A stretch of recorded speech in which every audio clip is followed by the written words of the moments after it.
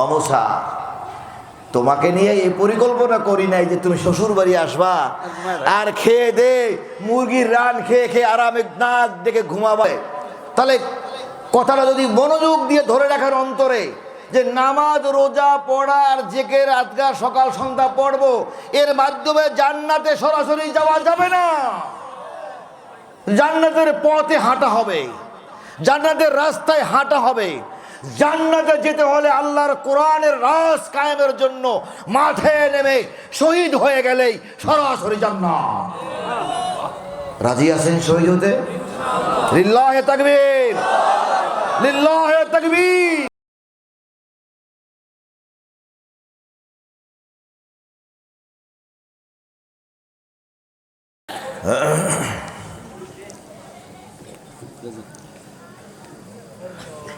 আসসালামু আলাইকুম ওয়া রাহমাতুল্লাহি ওয়া বারাকাতুহু।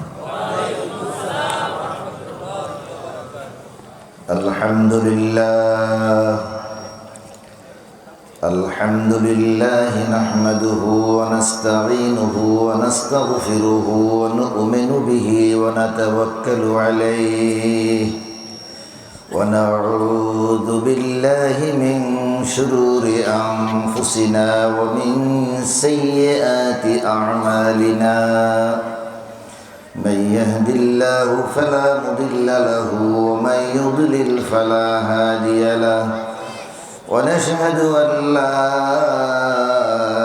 إله إلا الله وحده لا شريك له ونشهد أن سيدنا وسندنا وحبيبنا وحبيب ربنا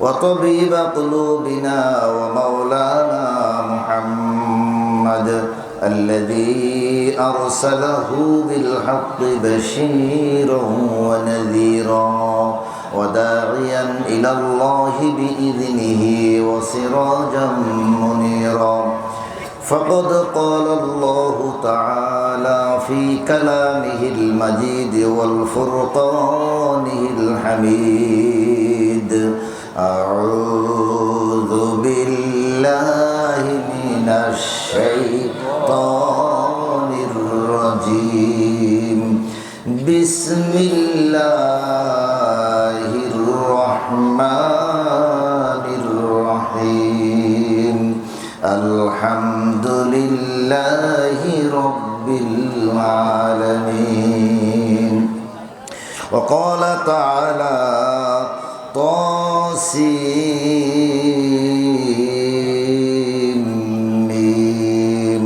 تلك آيات الكتاب المبين نتلو عليك من نبأ موسى وفرعون بالحق لقوم يؤمنون إن فرعون علا في الأرض وجعل أهلها شيعا يستضعف طائفة منهم يذبح أبناءهم ويستحيي نساءهم إنه كان من المفسدين ونمكن لهم في الأرض ونري فرعون وهامان وجنودهما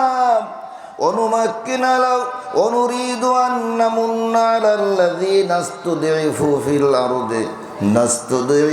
في الأرض ونجعلهم أئمة ونجعلهم الوارثين ونمكن لهم في الأرض ونري فرعون وهامان وجنودهما منهم ما كانوا يحذرون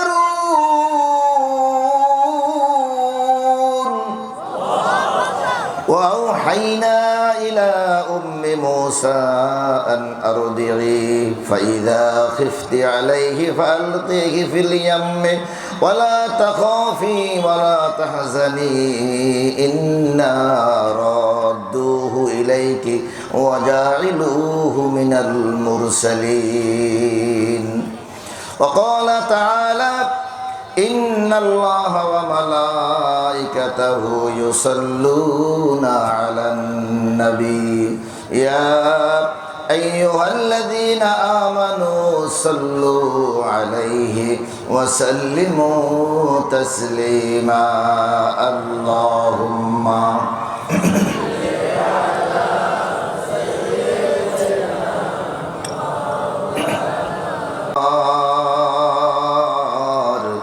খুদার করুণা কাউসার হয়ে ঝরেছে বারংবার। আল্লাহুম্মা সাল্লি আলা সাইয়্যিদিনা মাওলানা মুহাম্মদ ওয়া আলা আলি সাইয়্যিদিনা সাল্লাল্লাহু আলাইহি ওয়াসাল্লাম। ধনই হাফিজিয়া মাদ্রাসা ও শেখ মোতাহার আলী এতিমখানার 23তম বার্ষিক সভা উপলক্ষে আয়োজিত তাফসিরুল কোরআন মাহফিলের আজকের সম্মানিত প্রধান অতিথি আলহাজ জনাব নাসিম রাজ্জাক, মাননীয় সংসদ সদস্য শরীয়তপুর 3। রয়েছেন আমাদের আজকের সভাপতি আলহাজ সাইদ আহমদ আসলাম এবং বিশেষ মেহমান, বিশেষ বক্তা আলোচক আলহাজ হযরত মাওলানা উমর ফারুক, হযরত মাওলানা কামরুজ্জামান জিহাদি সহ অত্র এলাকার ওলামা ইকরাম, আইম্মে মাসাজিদ এবং ইসলাম প্রিয় দিন ও ইসলামের সাথী শ্রোতামণ্ডলী, আমার যুবক ভাইয়েরা, ছোট্ট ছোট্ট সোনামণিরা, পর্দার আড়ালের মা ও বোনেরা, আবার বলি আসসালামু আলাইকুম ওয়া রাহমাতুল্লাহি ওয়া বারাকাতুহু। মহান আল্লাহর দরবারে লাখো কোটি শুকরিয়া আদায় করি যে মহান মালিক আমাদেরকে এই কোরআনের মাহফিলে, আসমানের নিচে জমিনের উপরে সর্বশ্রেষ্ঠ মাহফিল, জলসা, অনুষ্ঠান, প্রোগ্রাম আল্লাহ তাআলার কাছে বড় তার কোরআনের মাহফিল। সেই কোরআনের মাহফিলে আমাদেরকে আসার, বসার এবং কিছু কথা আলোচনা হবে, তা থেকে নির্দেশনা নিয়ে সেই কথাগুলোর আমলের দিকগুলো বিবেচনা করে আমল করে জান্নাতে যাওয়ার সাথী হতে চাই, এই আশায় যারা এসেছি, আসতে পেরেছি, তারা সকলে সমস্বরে মহান আল্লাহর দরবারে শুকরিয়া আদায় করি আলহামদুলিল্লাহ। আরো জোরে আলহামদুলিল্লাহ। হামদান তয়্যিবান কাসীরান মুবারাকান ফীহি ইয়া রাব্বি লাকাল হামদু কামা ইয়ানবাগি লিজালালি ওয়াজহিকা ওয়া আযীমি সুলতানিক।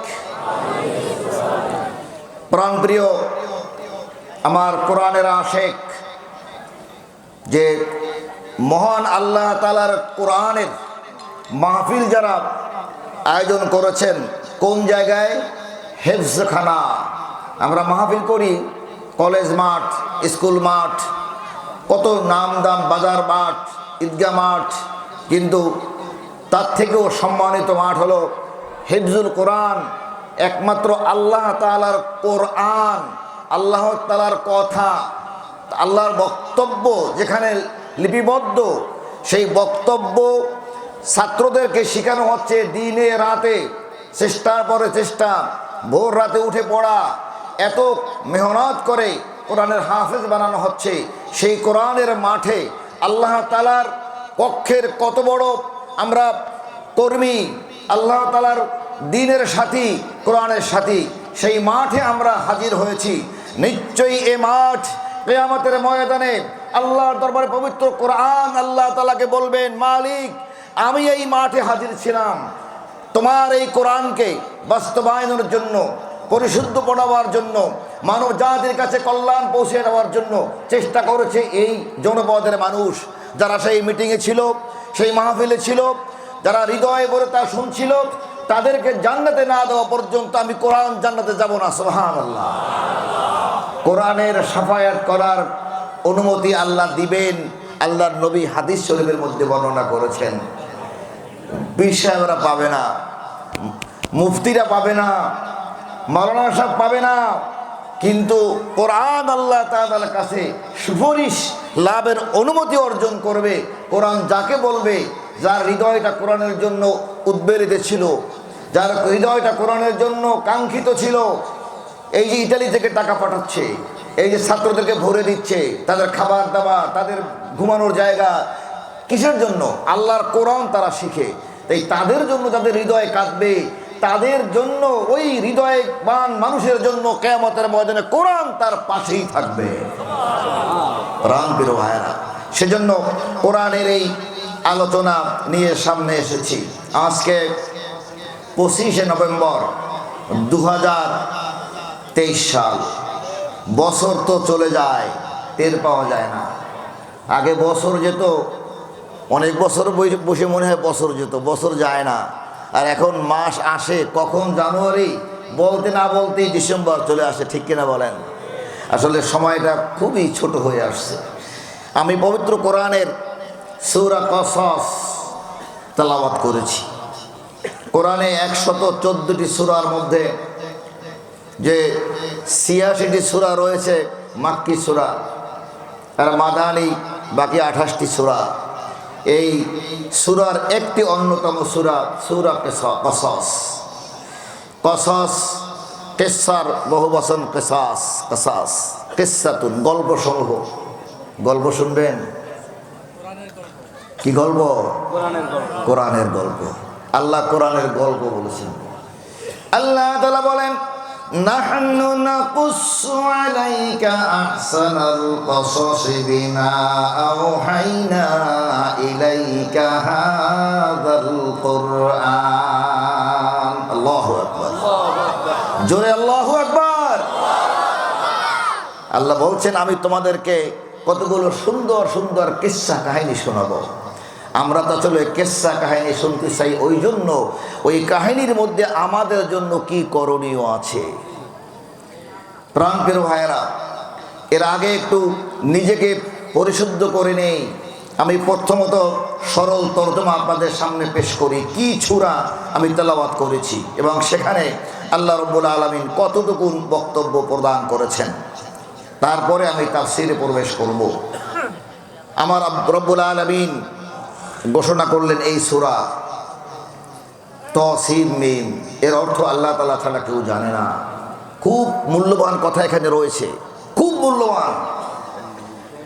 আল্লাহ তাআলা বলেন, তিলকা আয়াতুল কিতাবিল মুবিন।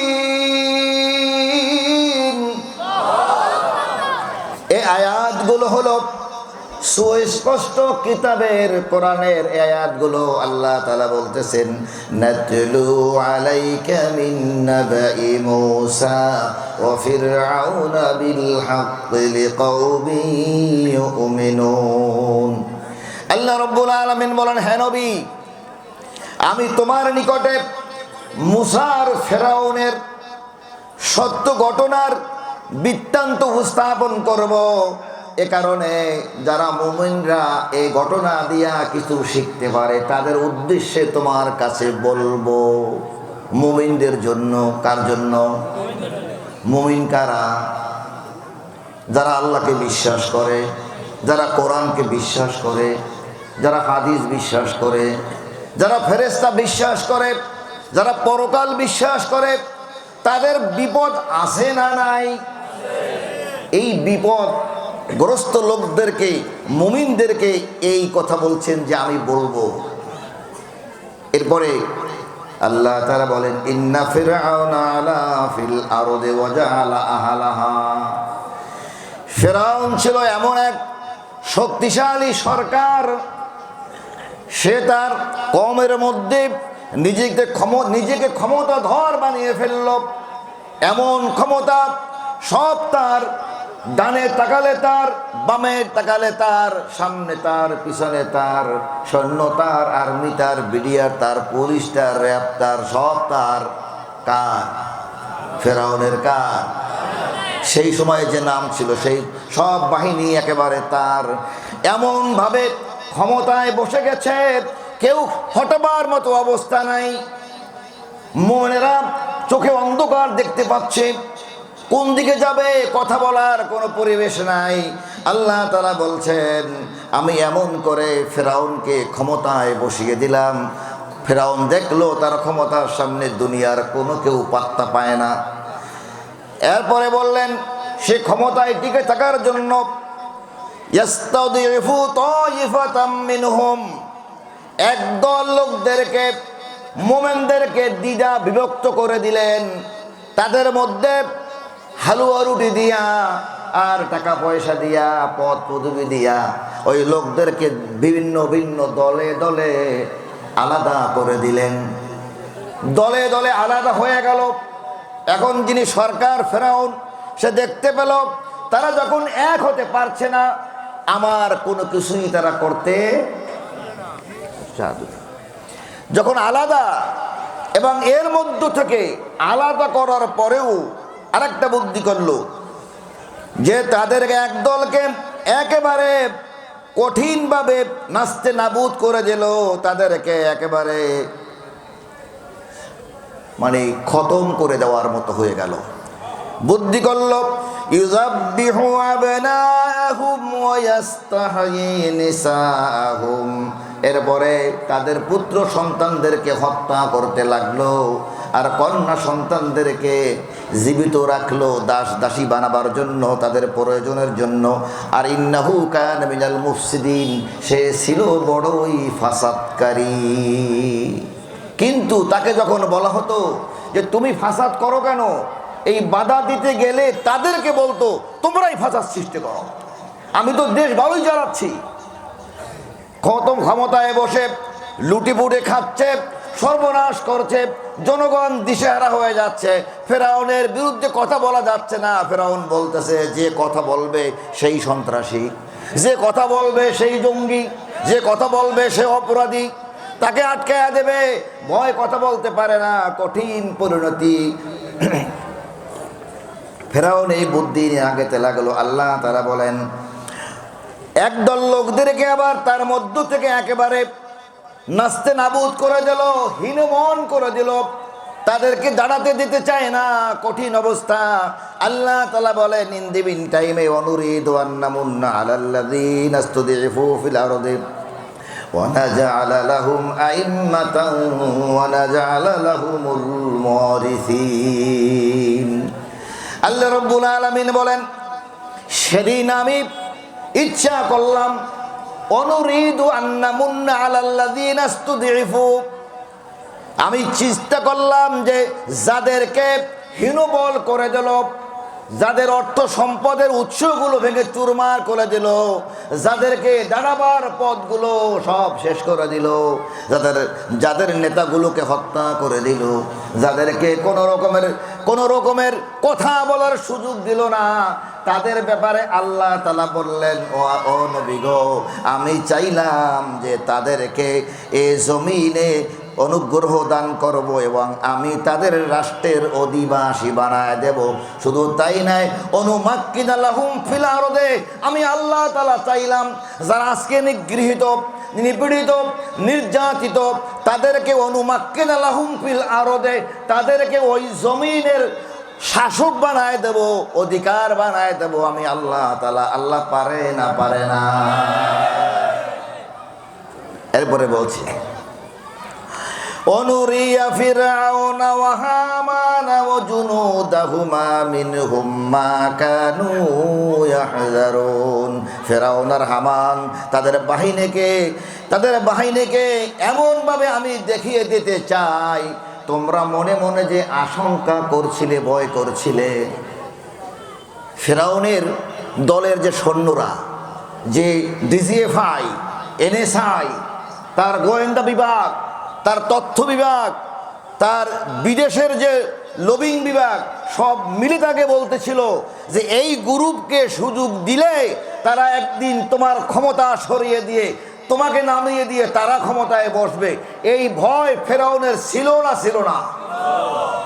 এই ভয়তে সে ঠাকুরদেরকে রাখতো, গণকদেরকে রাখতো। তারাই তো গুনে গুনে বলল যে এক বনি ইসরাঈলে এক সন্তান জন্মগ্রহণ করবে, এক পুত্র সন্তান, সেই সন্তান বড় হবে, বাদশাহ আপনাদের এই ফেরাউনি দরবার ভেঙে চুরমার করে দিবে। এখান থেকে বাঁচার জন্য কি করলেন তাফসিরে বলবো। তাই আল্লাহ তাআলা বললেন তোমরা যা আশঙ্কা করেছো আমি সে জিনিসটি তোমাদের দেখিয়ে দিতে চাইছি যে আমি আল্লাহ ওটাই করব যা তোমরা ভয় পাচ্ছিলে। ওয়াহাইনা ইলা উম্মি মূসা আন আরদিহি, এরপরে মুসা আলাইহিস সালামের মা যখন সন্তান জন্ম দিবে, বাগানে বাগানে সন্তান ও ডেলিভারি করার মতো সুযোগ নাই, পালিয়ে পালিয়ে বেড়ায়। এক জঙ্গলের মধ্যে ডেলিভারি হবে, ডেলিভারির পেইন শুরু হয়ে গিয়েছে, কিন্তু ভয় করতেছে, আশঙ্কা লাগতেছে। ডেলিভারি হলেই তো বাচ্চা ওয়া ওয়া করে চিৎকার করে কাঁদে না কাঁদে না? যদি বাচ্চা চিৎকার করে কাঁদে, মুসার মা না খেয়ে থাকতে থাকতে দুধ শুকিয়ে গেছে, মুখ শুকিয়ে গেছে, পেটে ভাত নাই, বুকে দুধ হয় নাই। মা মনে করছে সন্তান যদি ভূমিষ্ঠ হয় আর চিৎকার করে কাঁদে, আমি কি খেতে দেব? ওই কান্না শুনে সৈন্যবাহিনী টের পেয়ে যাবে ওই জায়গায় একটা পুত্র সন্তান জন্মেছে, হত্যা করে ফেলবে। এই ভয় মুসার মা ওই জঙ্গলের গাছের ভিতরে ভিতরে কষ্ট করে করে চলছে, কোথায় ডেলিভারিটা হবে।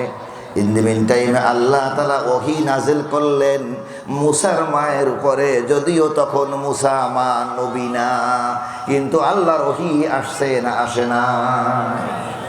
আল্লাহ বলছেন ও আও হাইনা ইলা উম্মি মুসা আন আরদিহি, হে মুসার মা, তোমাকে আমি ইঙ্গিত দিতেছি, ভয় নাই, তুমি তোমার শুকনা দুধ তোমার বাচ্চার মুখে দিয়ে দিও। তুমি তোমার বাচ্চার মুখে শুকনো দুধ দিয়ে দিও, তাতেই হবে। কেমনে হবে? আমি আল্লাহ দেব। তিনি বলছেন আমি আল্লাহ দিয়ে দেব। কেমনে দেব এটা আমি পারি, পৃথিবীর কেউ পারে না, আল্লাহ যা পারে, ঠিক কিনা? পৃথিবীর কেউ পারে না, আল্লাহ যা পারে, ঠিক কিনা? তিনি বললেন যে আমি দিয়ে দেব, তোমার ভয় নাই। প্রাণপ্রিয় ভাইরা, সেই অবস্থার মধ্যে মহান রব্বুল আলামিন ডেলিভারি করার পরামর্শ দিলেন। ডেলিভারি শুরু হলো, ডেলিভারি হয়ে গেল। এরপরে মুসা আলাইহিস সালাম কাঁদবে কি তার আগেই যখন মুখে দুধ দিলেন, শুকনা দুধ, আল্লাহ বললেন তার পেটের ভিতর থেকে, দুধের ভিতর থেকে চুকচুক চুকচুক করে অসংখ্য দুধ বের করে মুসা আলাইহিস সালামের মুখগুলা ভরে দিল। মুসা আলাইহিস সালাম মন ভরে দুধ খেলেন। আল্লাহ তাআলা বললেন মুসার মা, আর তোমাকে বলছি শুধু ভয় পেও না। ফাইজা খিফতি আলাইহি ফালকিহি ফিল ইয়াম্মি, যখন তোমার ভয় হবে, এখান থেকে বের হতে পারবে না, কোন রাস্তা দিয়ে যাবে সন্তান নিয়ে, এমন আশঙ্কা যখন হবে, তখন তুমি আমার কথা চিন্তা করে এই বাচ্চাটাকে সমুদ্রের মধ্যে ছেড়ে দিও।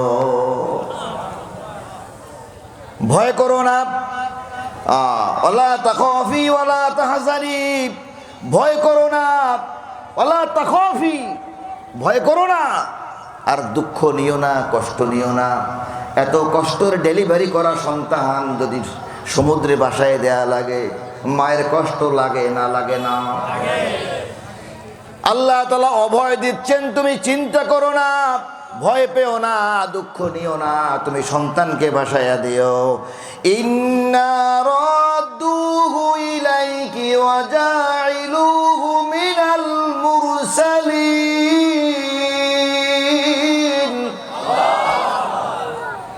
একটু জোরে আবার বলেন আল্লাহু আকবার।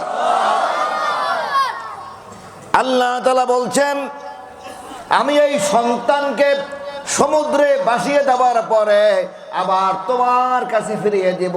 ইন্না রাদ্দুহু, এই হিজরতের রাতে খুব খেয়াল করুন, মক্কায় তার জন্ম। আবু বকর রাদিয়াল্লাহু তাআলা আনহু বড় ব্যবসায়ী, হযরত আলী, ওসমান, ওমর সবাই আছে, কিন্তু দেশের পরিস্থিতি এমন জায়গায় দাঁড়িয়েছে যে রাতে ঘরে ঘুমানোর কোনো কায়দা, কথা কয় না। রাতে সৎপন্থী লোকেরা রাতে বাড়িতে ঘুমাতে পারে না, হাটে বাজারে যেতে পারে না, তাদেরকে ধরে ধরে মারছে, জেলখানায় ঢুকাচ্ছে। এই কঠিন বিপদের মধ্যে আল্লাহ রসুলকে বলল, নবী, দিন কায়েম করতে হলে এখানে আর এই জনপদে থাকা যাবে না, আপনি হিজরত করুন। হিজরত করে যখন তিনি রওনা হলেন, মাক্কি জীবনের প্রায় শেষ সূরা হলো এই সূরা। মাক্কি জীবনের মারপিট খেতে খেতে জর্জরিত মুসলমানরা বিধ্বস্ত, বিক্ষিপ্ত, তারা মক্কা ছেড়ে চলে যাচ্ছে মদিনায়। মদিনায় মক্কা এবং জুহুফা, মক্কা এবং মক্কার মাঝামাঝি মদিনার পথে জুহুফা, এই দুই পথের মাঝে এসে আল্লাহ তাআলা দেখলেন নবীর মন ভেঙে গেছে। বারবার মক্কার দিকে তাকায়, হায় রে মক্কা, হায় রে আমার জাজিরা, হায় রে আমার শরীয়তপুর। আছে না নাই? তোর এলাকায় আমি জন্মগ্রহণ করে থাকতে পারছি না। যখন এরকম মাতৃভূমির জন্য যখন কাঁদলেন আল্লাহর নবী, তখন জিবরাইল আলাইহিস সালাতু ওয়াস সালাম এসে নবীজিকে ওই হিজরতের মধ্যবর্তী অবস্থায় সালাম দিলেন, ইয়া রাসূলুল্লাহ, আসসালামু আলাইকা ইয়া রাসূলুল্লাহ, ইয়া হাবিবাল্লাহ। কে তুমি? আমি জিবরাইল। জিবরাইল, তুমি এসেছো, আমরা মদিনায় চলে যাচ্ছি। আল্লাহর নবীকে বললেন, ও নবী, আল্লাহ জানতে চেয়েছে আপনার কি মক্কার জন্য মন কাঁদতেছে? নবী বললেন, হ্যাঁ কাঁদতেছে। বলে, তাহলে আপনি শুনুন, এই সূরাটা আপনার জন্য আল্লাহ প্রেরণ করেছে। কোন সূরা? সূরা কসস। কোন সূরা? ও নবী, আপনার কি ইসলামের জন্য, মক্কার পরিবেশের জন্য, আপনার জন্মভূমির জন্য আপনার হৃদয় কাঁদে? যদি কাঁদে তাহলে আপনি এই সূরা শুনুন। সূরা শুনে দেখলো আমার আগে নবী, সেই নবীদের ঘটনা ঘটে গেল। মুসা আলাইহিস সালামের ঘটনা অর্ধ সূরা পর্যন্ত। এই সূরার আয়াত হলো 88টি, 88টি আয়াত। এর অর্ধেক হলো এই ঘটনা।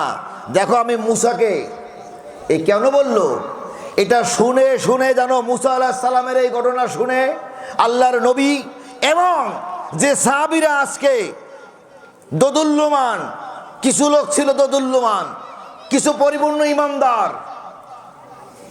তাই তো ইন্নামাল আমালু বিন্নিয়াত হাদিসটি আল্লাহর নবী বললেন, যারা আল্লাহ তাআলাকে পাওয়ার জন্য হিজরত করবে তারা আল্লাহ তাআলাকে পেয়ে যাবে, আর যারা কোনো নারীকে পাওয়ার জন্য হিজরত করবে সে তাই পাবে। আমার ভাইয়েরা, সেদিন বলল, ও নবী, আপনি তো ঘর বাড়ি ছেড়ে যাচ্ছেন, এই সূরাটা মনোযোগ দিয়ে শোনেন, আপনার উম্মতদেরকেও শোনান। সাহাবীরা শুনতে লাগলো। কি সেই সূরা? তোমাদের এক জাতি মুসা আলাইহিস সালাম, তাকে হত্যা করার জন্য কত কৌশল করা হলো। তাকে মায়ের পেটে হত্যা করবে, আমি আল্লাহ হত্যা করতে দেই নাই। এরপরে শিশু অবস্থায় সেই ফেরাউনের বাড়িতেই নিয়ে গেছি, সেখান থেকে তাকে দুগ্ধপান করাইছি, তাকে রাষ্ট্রীয় কালচার, রাষ্ট্রের স্বভাব চরিত্র, রাজ দরবারে বড় করে তাকে ভবিষ্যতে রাজা বানাবো, সেই জন্য সেই পরিবেশে তাকে রেখে তাকে বড় করেছি। সুবহানাল্লাহ। এরপরে যখন বুদ্ধি হয়েছে, ঘটনা সামনে আছে, ওদিকে যাব না, কিপ্তিকে এক থাপ্পড় দিয়ে হত্যা করে ফেলেছে। এখন তারা সংসদে আইন করা হলো যে ফেরাউন বলল যে এই মুসা, তাকে আর রাখা যাবে না, তাকে মেরে ফেলতে হবে।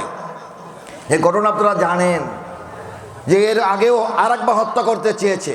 ফেরাউন যখন কোলে নিয়েছে, এ সূরা পড়ে দেখুন, তখন ফেরাউন এর দাড়ি ধরে মুসা আলাইহিস সালাম, ছোট শিশু, 2.5-3 বছর বয়স, কোলে নিছে, আব্বা আব্বা কয়া, বাবা কেমন আছো? আর এমন থাপ্পড় দিছে, ফেরাউনের গাল, হাড্ডি হুড্ডি সব নরম হয়ে গেছে থাপ্পড়ের চোটে। ও বলছে, ওরে বাবা রে বাবা, এত বড় থাপ্পড় কিরা দিল, ওর হাতে এত শক্তি। ওর ভয় লেগেছিল। ফের আসিয়াকে বলছে, আসিয়া আমার তো ভয় লাগে, এই এই এই এই সেই সেই সন্তান আবার এইটা নাকি? আরে তুমি কি বলো এসব? তবে আমার থাপ্পড় মারলো কেন? ও মেরেছে মানে বোঝে নাই, বাচ্চারা ওরকমের পায়খানা খায়, গু খায় না, ও থাপ্পড় দেয়, আনালে বিনালে দেয়, ও ভুল করেছে। কয় না, আমার সন্দেহ লাগছে। বলে, সন্দেহ লাগলে পরীক্ষা করো। পরীক্ষা করার জন্য তাকে, আপনারা জানেন যে আগুনের পোটলা এনে দিল, যে আগুন সামনে ফেলায়া, এখন যদি আগুনও না ধরে তাহলে তো ও বুঝবে যে এ বিচক্ষণ, এই ছেলে তো আসলে সেই মনে হয় আমাকে যে হত্যা করবে, আমাকে যে ক্ষমতা থেকে নামায় দেবে, এই বুঝি সেই ছেলে, হত্যা করে ফেলবে। সেই জন্য জিবরাইলকে দিয়ে বলল, জিবরাইল তার হাতে ধরাইয়া আগুন মুখে ঢুকাইয়া দাও। তো আগুন ধরাইয়া মুখে ঢুকাইয়া দিল। যখন মুখে নিল, মুখ ফুরে গেল, ফেলে দিল। আসিয়া বলল, এই দেখছো, বোকা ছেলে বলেই তো আগুন মুখে দিয়েছে। ও আচ্ছা, তাহলে হতেও পারে, যাক বুঝলাম। এই আল্লাহ তাআলা সূরাটা শোনালেন। আপনারা সবাই এখন এই ধনুই না থেকে থাকবেন, খেয়ালটা রাখবেন মক্কা থেকে মদিনায় হিজরতের দিকে, ঠিক আছে? কোন জায়গায় আছেন? মক্কা থেকে মদিনায় হিজরতের পথে আছেন। হিজরতের পথে থেকে কল্পনা করুন তো, বাড়িঘর ছেড়ে সব নবীদের সাথে রওনা হয়েছেন। পথিমধ্যে কোরআন নাজিল হয়ে বলছে, হে নবী আপনি শুনুন, এই সূরা শুনুন। সূরা শুনে শুনে দেখে, আয় হায়, বাড়িঘর ছেড়ে চলে গেছে। এরপরে আবার বাড়িঘর থেকে আবার সে হত্যার ভয়তে সে মাদিয়ান নগরে চলে গেছে। শুআয়ব আলাইহিস সালামের এলাকায় চলে গেছে। ছাগল উটের পানি খাওয়াইছে, তার ঘরে বিবাহ করেছে, সেখানে থেকেছে। সেখান থেকে আবার যখন একটু বড় হয়েছে, হৃষ্টপুষ্ট হয়েছে, কয়েকটা বছর পেরিয়ে গিয়েছে, এরপরে এখন সে একটা অবস্থান তৈরি হয়েছে। এর মধ্যে আল্লাহ তাআলা আবার অর্ডার করে দিয়েছে, ইযহাব ইলা ফিরআউনা ইন্নাহু তাগা।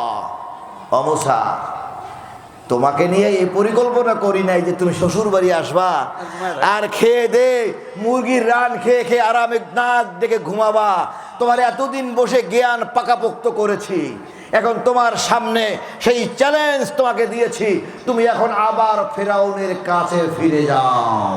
আল্লাহু আকবার। আল্লাহর নবী মৎস্য নবী মুহাম্মদ সাল্লাল্লাহু আলাইহি সাল্লাম শুনতেছেন। কিন্তু কোরআন নাজিল হচ্ছে। কোথায় হচ্ছে? কোথায় কোথায়? মক্কা থেকে মদিনায় হিজরতের পথে বসে এই সূরা শুনালেন সাহাবীদেরকে আর আল্লাহর রাসূলকে। শান্ত হও, ভয় পেও না, আমি কি করে ফেরাউনের কাছ থেকে মূসাকে বাঁচিয়ে এনে আবার রাষ্ট্র ক্ষমতায় বসিয়েছি। এই সূরার শেষে একখানা আয়াত বলে দিছে আল্লাহ তাআলা, বললেন যে আমি তোমাকে এই নগরী আবার ফেরত দেব, তুমি আবার ফিরে পাবা। এই সাহস দিয়েছে আল্লাহর নবীকে, আল্লাহর নবীর সাথীদেরকে। সাধারণ লোকদের কাছে মনে হয়েছে অবান্তর কথা, নাউজুবিল্লাহ, আল্লাহর কথা অবান্তর হতে পারে না। সাধারণ মানুষ যা চোখ দিয়া দেখে তা হয়তো বাস্তবতা তার আলোকে অনেক দূরে। সম্ভব না যে কঠিন পরিস্থিতি, কোনোভাবেই ফেরাউনকে আর নামানোর কোনো লক্ষণ দেখা যায় না, ঠিক কিনা? আল্লাহ বলেছেন, হে মুহাম্মদ সাল্লাল্লাহু আলাইহি সাল্লাম, আবু জাহেল, উতবা, শাইবা, এই আবু সুফিয়ান, এই যারা এখনো মক্কায় রয়েছে, এই মক্কার কাফেররা সব মিলে আজ তোমাকে দেশহারা করছে। ভয় পেও না, আমি যে আল্লাহ মুসা আলাইহিস সালামকে ঘুরিয়ে এনে আবার হাজির করেছি, সে আল্লাহই আমি। আনা রাব্বুকুমুল আলা, সে আল্লাহ আমি। আল্লাহ আল্লাহুল খলকু ওয়াল আমরু, সৃষ্টি যার, আইন চলবে কার? আরো জোরে, সৃষ্টি যার, লিল্লাহি তাকবীর। এই লোকগুলো ঘুমায় নাকি? জোরে লিল্লাহি তাকবীর। আইন চলবে কার?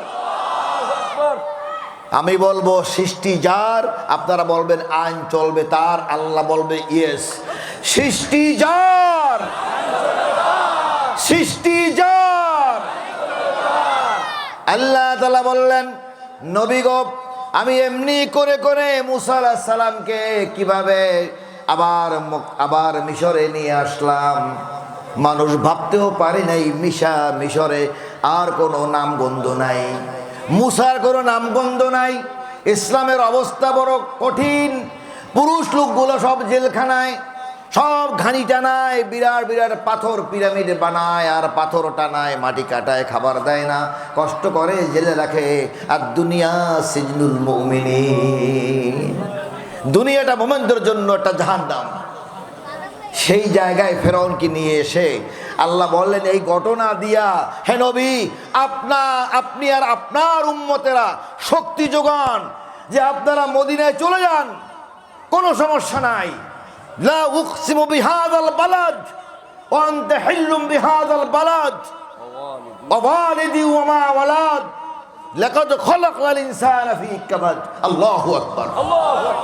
হে নবী, আপনি চলে যান, আমি কসম করে বলছি এই মক্কা নগরী আবার আপনাকে আমি ফেরত দেব। আপনি আসবেন, শুধু আসবেন না, বীরের বেশে মক্কায় ঢুকে মক্কা দখল করে রাজত্ব করবে। এই অমেয় বাণী, এই আশার বাণী যখন শোনায় দিল, নবীজির আর মনে কি আর দুঃখ আছে? যে সাহাবীদের কিছু অংশ যদি ইমানের টলমটল থাকতো, তারাও ইমান শক্ত হয়েছে নাকি হয় নাই? ইমান মজবুত হয়েছে নাকি হয় নাই? তারা এবার বীর দর্পে দেশ ত্যাগ করলেও তারা মনে করছে যে আল্লাহু মানা, আল্লাহ আমাদের সাথে আছে। সে সংবাদ শোনায় দিয়েছে, আমরা মদিনায় চলে যাই, অসুবিধা নাই, একদিন আমরা আমাদের বাড়িঘর আবার দখল করে আমরা এখানে আবার রাজত্ব কায়েম করব ইনশাআল্লাহ। এই সাহস আল্লাহ এই সূরা নাজিল এজন্য করলেন, এই সূরা এজন্য নাজিল করলেন। আমার ভাইয়েরা, আপনারা দেখেন, আমরা তো জান্নাতে যাওয়ার জন্যই এই তাফসীর মাহফিল শুনি, কোরআনের পড়াই, ছাত্রদের পড়াই।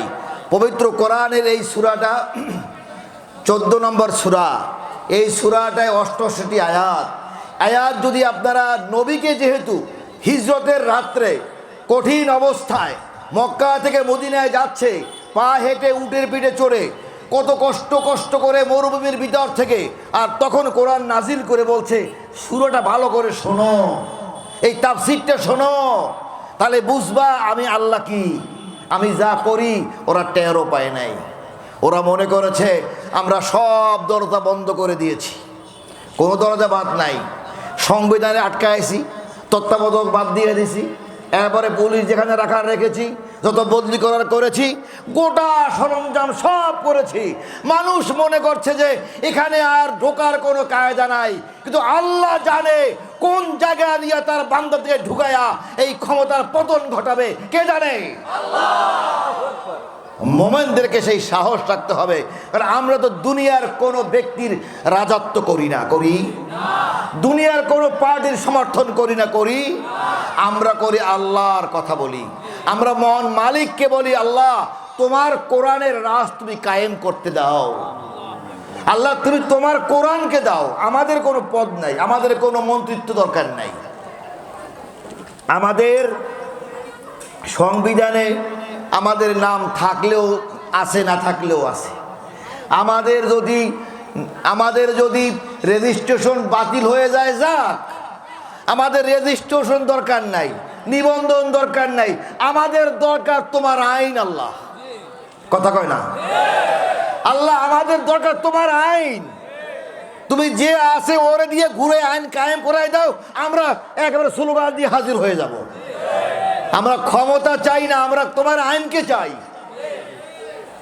সেজন্য মোমেনদেরকে সেই সাহস রাখতে হবে মনের ভিতরে। সূরা কসস বাড়ি যেয়ে পড়বেন, মাসের পর মাস বারবার পড়বেন, যে কোন অবস্থায় মক্কা ছেড়ে মদিনায় পালিয়ে যাওয়ার পথে যে কোরআন নাজিল করলে আল্লাহ তাআলা সাহস দিলেন, কি বলছেন সেখানে, কি শিক্ষা আমাদেরকে দিয়েছেন। প্রাণপ্রিয় ভাইয়েরা, আসুন আমরা তো মুখ আশা করি জান্নাতে যাব। জান্নাতে যাওয়ার 1 নম্বর একটা রাস্তা দেখেন তো, নামাজ। কি মাধ্যম? কি নামাজ। খুব খেয়াল দিয়ে ইম্পর্টেন্ট কথা মনে রাখবেন, বাসায় যে বিবি সাহেবকে বলবেন, মাকে বলবেন, বোনকে বলবেন, যারা আসে নাই তাদেরকে শোনাবেন। জান্নাতে যাওয়ার 1 নম্বর মাধ্যম আছে নামাজ, ঠিক কিনা? এটা জান্নাতে যাওয়ার মাধ্যম, জান্নাত নয়। যাকাত জান্নাতে যাওয়ার মাধ্যম, জান্নাত নয়, ঠিক কিনা? রোজা জান্নাতে যাওয়ার মাধ্যম, হজ জান্নাতে যাওয়ার মাধ্যম। এই কাজগুলো করলে জান্নাতে যাওয়া যাইতে পারে, একটা মধ্যের একটা সেতু সম্ভাবনা আছে। সম্ভাবনাময়, পারফেক্ট না, সম্ভাবনাময়। জান্নাতে যাওয়ার মাধ্যম এগুলো। আর সরাসরি একটা রাস্তা আছে যেটা সরাসরি জান্নাতে চলে যায়। মাধ্যম যারা লয়ে বসে আছি, তার উপরে কনফিডেন্স লয়ে বসে থাকলে হবে না। তাহলে খেয়াল করুন, হযরতে আবু বকর রাদিয়াল্লাহু তাআলা আনহু থেকে আরম্ভ করে যেই কয়জন সাহাবী শহীদ হয়ে গিয়েছেন, আর যারা শহীদ হন নাই, আবু সাঈদ খুদরি রাদিয়াল্লাহু তাআলা আনহু, আবু হুরায়রা, এরা সাধারণভাবে মারা গিয়েছেন। জান্নাতে গেছেন না আশায় আছেন? একটু ওয়াজ বুঝে কিনা দেখি। আশায় আছে, আশায় আছে। হযরত ইমাম মালিক জান্নাতে গিয়েছে না আশায় আছে? আব্দুল কাদের জিলানী বড় পীর জান্নাতে গেছে না আশায় আছে? খাজা মঈনুদ্দিন চিশতি জান্নাতে গেছে না আশায় আছে? তাহলে ইমাম গাজ্জালি আর ফুরফুরার কোরাইশি আবু কাহার সিদ্দিকী, আবু বকর সিদ্দিকী, আর ফুরফুরার নিসারউদ্দিন রহিমাহুল্লাহ, আর চরমনায়ের ইসহাক সাহেব, জোনপুরি ইব্রাহিম রহমাতুল্লাহ, এমনি করে করে যত পীর সাহেবগণ ধীরে ধীরে বাসায় বসে বসে মরে গেছে, কবরে শুয়ে আছে। জান্নাতে গেছে নাকি আশায় আছে? কত জোরে কন, গেছে না আশায় আছে? তাহলে এরা জান্নাতে যেতে পারে নাই, কিয়ামতের ময়দানে কাঁদতে কাঁদতে উঠবে না, উঠবে কিনা? তারা আশা থাকবে, নবীকে দৌড়ায় খুঁজবে, নবী গো কোথায় নবী, কোথায় নবী, ইয়া নফসি ইয়া নফসি বলবে না, বলবে না। আর ফিলিস্তিনিতে ছোট্ট ছোট্ট দাড়ি, এমন আছে কারো দাড়ি নাই, সেই মুজাহিদগুলো ওই ইসরায়েলের বোমার তলে পড়ে যারা শহীদ হচ্ছে, সাথে সাথে জান্নাতে চলে যাচ্ছে। কি ঠিক না বেঠিক? ঠিক না বেঠিক? উহুদের ময়দানে যে 70 জন সাহাবী শহীদ হয়ে গেল, আমির হামজা, তারা অপেক্ষায় নাই, সরাসরি জান্নাতে চলে গেছে। একই সময় রাসূলের সাহাবী আবু সাঈদ খুদরি, আবু মুসা আশআরী, তারাও বড় বড় সাহাবী, কিন্তু জান্নাতে যাওয়ার আশায় বসে আছে কবরে, শুয়ে আছে কবরে। হয়তো ইল্লিয়িনে তাদের রূহটা নাচতেছে, বাসতেছে, আমরা সম্মান করি, কিন্তু জান্নাতে যেতে পারে নাই। আর যারা ওই বাইতুল আকসা মসজিদকে রক্ষার জন্য যারা জীবন দিতেছে, যারা যারা আজারবাইজানে, যারা চেচনিয়ায়, যারা সোমালিয়ায়, আর যারা ওই যে আহারে আফগানিস্তানে আরম্ভ করে দেশ বিদেশে শত্রু বাহিনী ইসলামের পতাকা তোলার জন্য যারা চেষ্টা করেছে, তাদের বিরুদ্ধে যারা বোমা মেরেছে, অস্ত্র মেরেছে। তাই তো আল্লাহর নবীর একখানা কথা, আরবি একখানা বাক্য রয়েছে, ইন্নাল জান্নাতা তাহাতাস সুয়ুফ, ইন্নাল জান্নাতা তাহাতাস সুয়ুফ। তরবারির নিচে দ্বিখণ্ডিত হয়ে যায় যে মুসলিম, ওখানেই রয়েছে জান্নাত। তারা যারা দিনের জন্য মিশরে, মুরসি হাফেজ মুরসি রহিমাহুল্লাহ মিশরের প্রধানমন্ত্রী হলেন, আর তাকে ফাঁসিতে ঝুলাই দিল। ফাঁসিতে ঝুলাইয়া তাকে পরাজিত করতে পারে নাই, সাথে সাথে সে চলে গেছে জান্নাতে। আমার ভাইয়েরা, এমনি করে করে যে সমস্ত সাইয়েদ কুতুব শহীদ হাসানুল বান্না, আর এমনি করে যত হাফিজ কোরআন আর আল্লামা দেলোয়ার হোসেন সাঈদী, এরা সকলেই সরাসরি জান্নাতে চলে গেছে। তাদেরকে তোমরা মৃত্যু বলো না, তারা মরে নাই। ইমাম আবু হানিফা মৃত্যুবরণ করে নাই, তাকে বিষ খাওয়ায় মেরেছে, শহীদ হয়েছে, জান্নাতে চলে গেছে। তাই যারা শহীদ হয়ে যায় তাদের ফাঁসি দিয়ে দেয়। ওরা মনে করেছে আহা আব্দুল কাদের মোল্লাকে ফাঁসি দিয়েছি, মরে গেছে, মরে যায় নাই, তারা দীপ্ত কণ্ঠে দাঁড়িয়ে থেকে আল্লাহর সাক্ষাতে জান্নাতে চলে গেছে।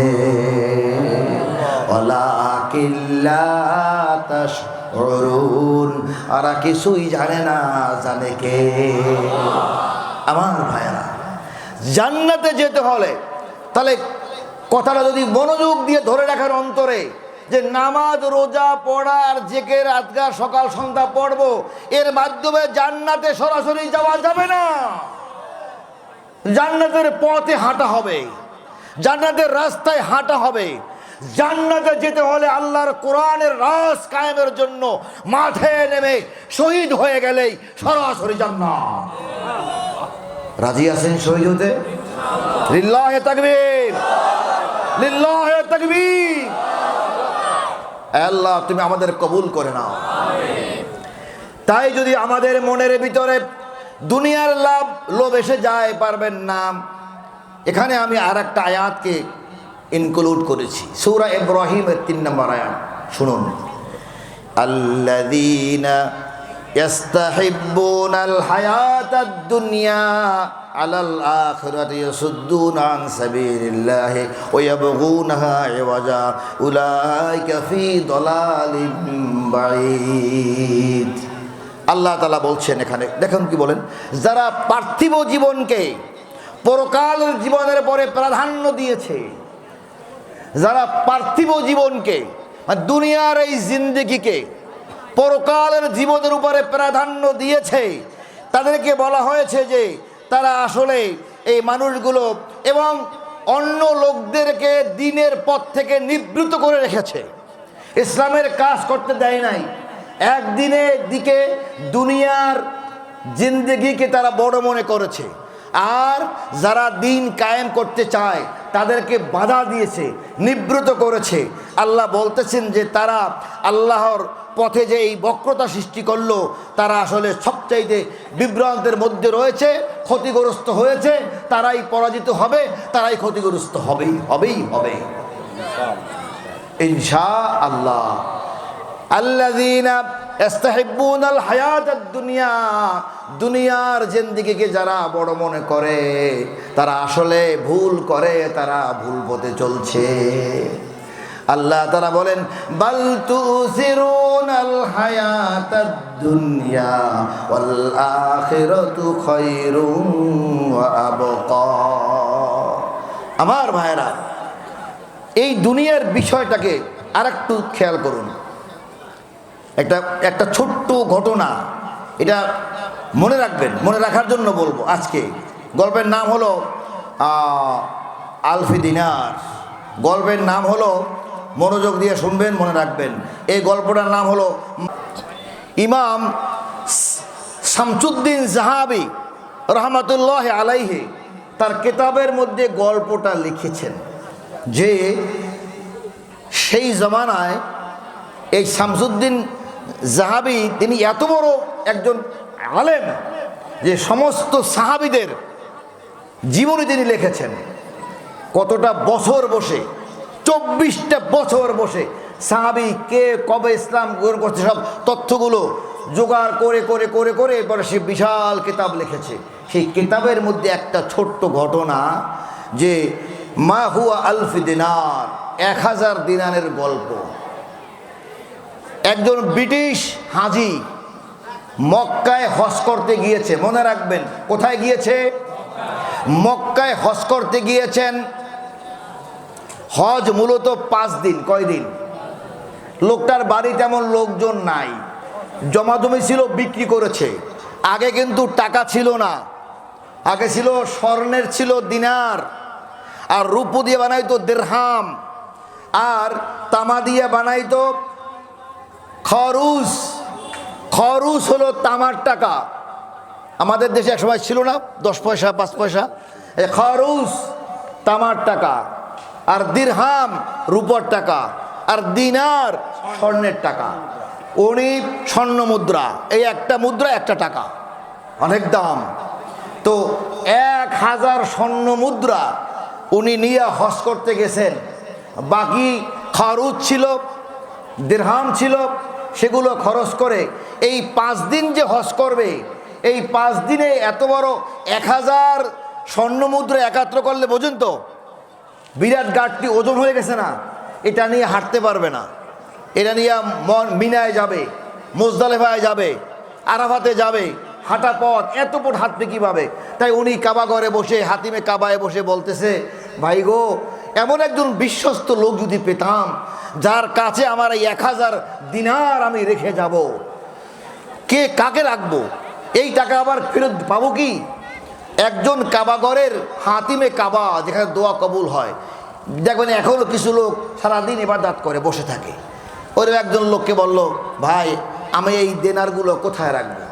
তিনি বললেন যে আপনি ভয় পেন না, জাবালে আবু খোবায়েস, জাবালে আবু খোবায়েস নামক একটা হযরত খাদিজার বাড়ির পরে, ওই বাড়ির ওখানে এক ভদ্রলোক আছেন, ওই লোক ধনী লোক, তার কাছে রাখবেন, সে লোক ভালো। তিনি খুঁজতে খুঁজতে তার কাছে গেলেন, যে বললেন, ভাই আমি তো ব্রিটিশ থেকে আসছি, বিদেশি অনেক দূর থেকে আসছি, আমাকে এই দিরহামগুলো আপনি একটু রাখবেন। তা বলছে যে আপনার নাম ঠিকানা রেখে যান। তা বলছে গুনবেন না? বলে এই সমস্ত গোনার আমার কোনো টাইম নেই, আমি অনেক লোকের তা রাখি, আমার টাইম নেই। আপনি আপনার কত দিরহাম, নাম কি, ঠিকানা কি, এটা রেখে যান। তা সে একটা কাগজে তার নাম লেখলো আব্দুল্লাহ, আর তার ঠিকানা কোথায় লিখে, আর 1000 দিনার এটা লিখে দিয়েছে। উনি রেখে বল, যান 5 দিন পরে আসি, নিয়ে যায়। আলহামদুলিল্লাহ, লোকটা চলে গেছে হজ করতে মিনা দিয়া আরাফা দিয়া মুজদালিফা, পাথর মেরে মক্কার সব কাজবাজ শেষ করেছে। এবার তিনি ওই জাবালে খোবায়েস ওখানে গেছেন। যাইয়া দেখে কি, ডাক দেয়, ও ভাই, ও ব্যবসায়ী ভাই, দরজা খোলেন। দরজা খোলে না। হায় হায়, কি হলো? এই এহসান গ্রুপ হইল নাকি? এহসান গ্রুপ? হ্যাঁ, এহসান গ্রুপ, ওই যে এহসান গ্রুপ, হ্যাঁ, ওই যে নেক্সিমা কি যেন আছে, হ্যাঁ ডেস্টিনি।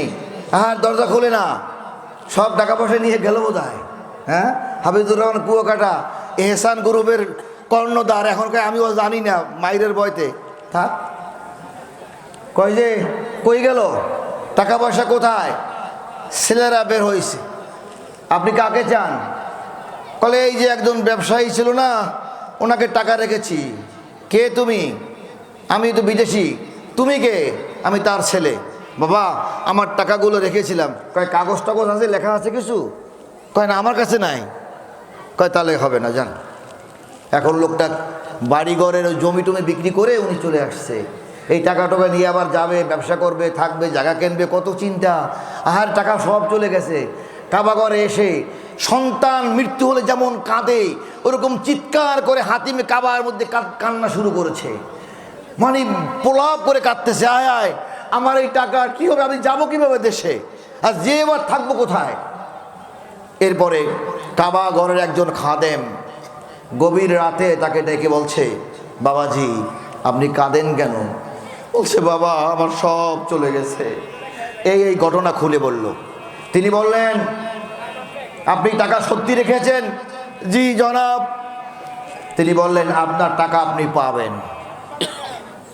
কি একটা আশা, যেই বলছে পাবেন, পাবো? হ্যাঁ, আপনার টাকা পাবেন। কিভাবে পাবো? বলে, আপনি জমজম কূপের কাছে আসেন। জমজম কূপের পাশে নিয়ে গেল। তাকায় দেখে পানি টলমল করে। এখন তো আটকানো, তখন আটকানো ছিল না। আমি তো 2000 সালে গেছি, তখন দেখছি খোলা, এখন তো আটকানো। তাকান,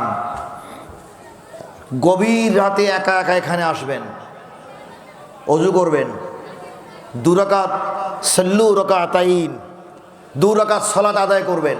কয় রাকাত? 2 রাকাত নামাজ পড়ে জমজমের দিকে মুখ দিয়া বলবেন, ইয়া তাজের আলফুন আলফুন, ইয়া তাজের, তার নাম বলবেন যে আপনি আমার টাকার থলে কোথায় রেখেছেন? ইয়া তাজের ডাক দেন। যদি এই ব্যক্তি উনজুরু ইলা বীর জমজম তাকাবা, যদি এ ব্যক্তি জান্নাতি হয়, ইন কানা মিন আহলিল জান্নাহ, যদি এই ব্যক্তি জান্নাতি হয় তাহলে জমজম কূপের ভিতর থেকে চেহারা দেখা যাবে না, শব্দ হয়ে বলবে লাব্বাইক লাব্বাইক। তখন তুমি বলবা আমার টাকার থলি, দিনার থলি কোথায় রেখেছেন? সে বলে দেবে অমুক জায়গায়, ওখানে যে নিয়ে যাও। কি এটা আশার বাণী না? গভীর রাতে সে দিন শেষ হয়েছে, রাতে পরের দিন রাতে যে ওরকম নামাজ পড়েছে, এরপরে জমজম কূপের কাছে যে চিৎকার ডাক দিয়েছে, ইয়া তাজের, ইয়া তাজের, অমুক, কোনো শব্দ নাই। আবার নামাজ পড়েছে, অজু করেছে, নামাজ পড়েছে, ডাক দিছে, কোনো সাড়া নাই। আবার অজু করেছে, আবার ডাক দিছে, নামাজ পড়েছে, ডাক দিছে, সাড়া নাই। এরপরে বলল, হ্যাঁ আমার টাকা তো তাহলে পাচ্ছি না। এবার আবার ওই খাদেমের কাছে গেছে, হুজুর আমি তো 3 বার চেষ্টা করেছি, আমি তো তার কোনো সারা শব্দ পাচ্ছি না। তিনি বললেন, হা ইন্না লিল্লাহ নকশা, আল্লাহ আবার ভয় হচ্ছে, এই লোকটা ভালো ব্যবসায়ী ছিল কিন্তু তার ঠিকানা জান্নাতে হলো না কেন? গুরুত্বপূর্ণ কথা, তার ঠিকানা কেন জান্নাতে হলো না? সে জাহান্নামে কিভাবে গেল? তাই বলছে যে হুজুর আমার টাকার কি হবে? তিনি বললেন যে হ্যাঁ তুমি টাকা পাবে, টাকা পাবে। কেমনে পাবো? একটু সময় লাগবে। এখান থেকে 10 দিনের পথ ইয়ামেন, ইয়ামেনের রাজধানী সোনায়া, সোনায়ায় একটা কূপ আছে এরকম, বীরে বরহুত, বীরে বরহুত। গত বছরও একজন হাজি সাহেব দেখে আসছেন, তারা দেখেছিলেন ইয়াতে ইয়ামেনে, আমার ইচ্ছা আছে দেখার। বীরে বরহুত, এই কূপটার পানি দুর্গন্ধ, পচা পানি, এখানে জিন পরি মরা কিছু থাকে, দুর্গন্ধময় কথাকার। এই 10 দিন লাগবে যেতে মক্কা থেকে ইয়ামেনে। এক ঘোড়া নিয়ে চলে যাবেন, দিনে যে কূপ দেখে আসবেন, রাত্রে সব রেখে নির্ভয় ওই কূপের কাছে যাবেন, যে ডাক দিবেন, ইয়া তাজের। যদি ইনকানা মিন আহলিন নার, ওই লোকটি যদি জাহান্নামী হয় তাহলে প্রথম ডাকে বলছে ফাজবা ইয়া তাজের ফাজাবু মাররান, এক ডাকেই সারা দিয়ে বলবে লাব্বাইক, যদি জাহান্নামী হয়। আর তখন তাকে বলবেন যে আমার দিনারের পোটলা কোথায়? লোকটা একটা ঘোড়া, তার ঘোড়া ম্যানেজ করে তারপর চলে গেল ইয়ামেনে, সানা নগরীতে গেল, দিনে সেই কূপ দেখে আসলো। বীর বরহুত এর কাছে গেল, রাতে যে সেখানে ডাক দিল ইয়া তাজের, এক ডাকের সঙ্গে সঙ্গে ওখান থেকে শব্দ উঠলো লাব্বাইক লাব্বাইক। লোকটা ভয় কেঁপে গেল, কোনো লোক দেখা যায় না, শব্দ হয়েছে কিন্তু কণ্ঠ ওই লোকের, লাব্বাইক হে তাজের, আইনা থলি, আমার থলি কোথায়? আমার দিনার কোথায়? আইনা দিনারুন। বলছে তুমি আমার বাড়ি চলে যাও, একটা গুদাম ঘর আছে, গুদাম ঘরের ভিতরে কর্নারে একটা জানালা আছে, ওই জানালা বরাবর নিচে একটা খাট আছে, ওই খাটের মাটির নিচে পুঁতে রেখে দিয়েছি। আমি এই কথাটা সন্তানদের বলে আসব, তার আগেই আজরাইলের সঙ্গে দেখা হয়েছে। আমাকে আজরাইল আর কোনো সুযোগ দেয় নাই, আমাকে আজরাইল কোনো সুযোগ দেয় নাই। তুমি ওখান থেকে ব্যাগটা তুমি থলেটা নিয়ে যাইও। বলছে ভাই আমার আর কোনো দুঃখ নাই, কিন্তু আমার জানতে ইচ্ছে করে আপনি জমজম কূপে না থেকে আপনি আজকে বীরে বরহুত এখানে কেন? আপনি জাহান্নামের কূপে কেন? তখন তিনি কেঁদে কেঁদে বললেন, আমাকে সাহায্য করতে পারবেন না? পারবেন না। আমি বাবা মায়ের 2 সন্তান ছিলাম, আমরা সম্পত্তি লোভ আমারও ছিল।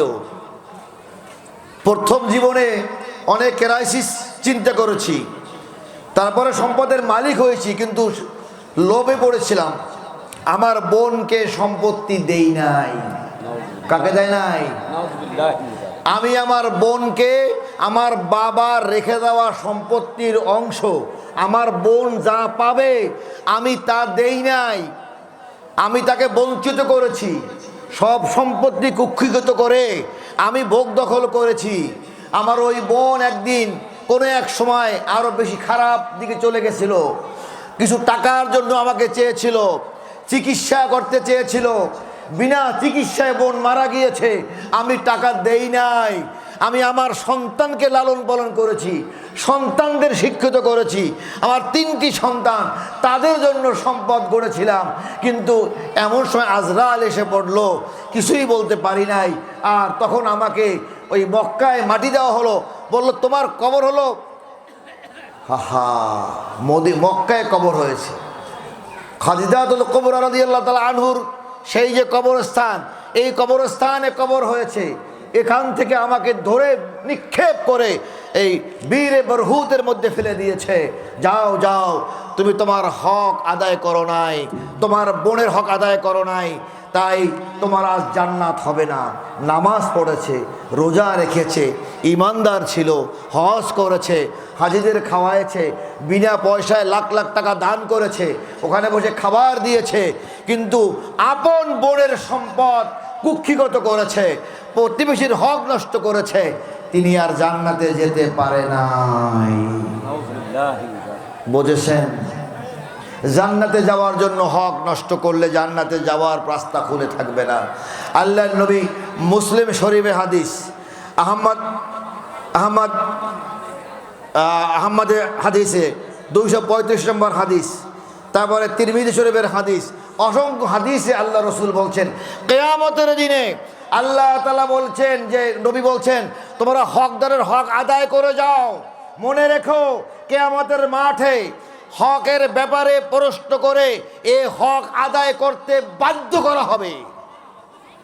আল্লাহ নবী বললেন তোমরা জালিমদের কাতারে থেকো না, জুলুমাত মাজলুমের পক্ষে থেকো, জালিমদের সঙ্গে থেকো না। যারা জুলুম করে, অর্থের জুলুম, ক্ষমতার জুলুম, পুলিশের জুলুম, রাতের জুলুম আছে না নাই? একটা ভোট পর্যন্ত দিতে পারি না জুলুম, ঠিক না বেটে? এই জালিমদের সঙ্গে থেকো না। হয়তো এখন কিছুদিন ভালো থাকবে, হালুয়া রুটি পাবে, কথা বলতে বলতে ওলামায়ে কেরাম হয়তো বলে দিবে যে আনতা জান্নাতি, হে দেশের প্রধান, আপনি যা করেছেন আপনাকে জান্নাতি বানাই দিলাম। তুমি জান্নাতি বানাই দিলে জান্নাতি হবে না। প্রাণ প্রিয় ভাইয়েরা, এই পাল্লায় যারা আছেন, নিরিবিলি বসে বসে মসজিদে বসে তাবলিগ করেন, আপত্তি নাই, সরমনাই করেন, আপত্তি নাই, শশিনা করেন, আপত্তি নাই, দিনের পথে থাকেন, কিন্তু জলে উঠতে হবে, জেগে উঠতে হবে। ওখানে বসে মরে গেলে হবে না। আপনি নীরব থাকা মানেই হলো জালিম সরব হয়ে যায়, ঠিক কিনা? আপনার নীরবতায় জালিম মনে করে যে এরা আমার দলের লোক, ঠিক না ঠিক? আপনার নীরবতার কারণে জালিম মনে করে ওরা আমার দলের লোক, তাই কথা বলতে হবে, নাকি বলতে হবে না? কথা বললেই তো ঝামেলা, কিন্তু ঝামেলা তো জান্নাতে যেতে তো ঝামেলা লাগবে না? লাগবে না? জান্নাতে কি এমনি এমনি যাওয়া যাবে? যাওয়া যাবে? যাওয়া যাবে না। প্রাণ প্রিয় ভাইরা, আল্লাহর নবী একদা জানাজা পড়াবেন। শোনো, জানাজা পড়াবে, এক লোক মারা গিয়েছে, হাদিস শরীফে আসছে, জানাজা পড়াতে গেছেন নবী নিজে। এরপরে হাররাকা ফি কাফান, জানাজার কাফনওয়ালা ব্যক্তির ভিতরে নড়াচড়া দেখতে পাচ্ছে। আচ্ছা, এখন জানাজা দিতে যাই দেখে যে কাপড়ের মধ্যে নড়ে চড়ে, কিরকম ভয় লাগে না? আবু বকর রাদিয়াল্লাহু তাআলা আনহু পাশে দাঁড়ানো, আল্লাহর নবী এই কাপড়টা ফাঁক করলেন, দেখেন যে ভিতরে এক অজগর সাপ ওই কাপড়ের কাপড় পরা মৃত্যু ব্যক্তিকে দংশন করতেছে, আঘাত করতেছে। আবু বকর রাদিয়াল্লাহু তাআলা আনহু তাড়াতাড়ি তাকে মারার জন্য উদ্যত হলেন। তিনি সামনে আগায় গেলেন, সাথে সাথে সাপের জবান খুলে গেল। সাপ কথা বলে উঠল, আশহাদু আল্লা ইলাহা ইল্লাল্লাহু ওয়াহদাহু লা শারীকা লাহু আল্লাহু আকবার। কাপড়ের ভিতরে সাপ, সেই সাপের কথা বলে আবু বকর, আমরাও তাই করবো, তাড়াতাড়ি সাপটাকে মেরে সরাই দেওয়ার জন্য।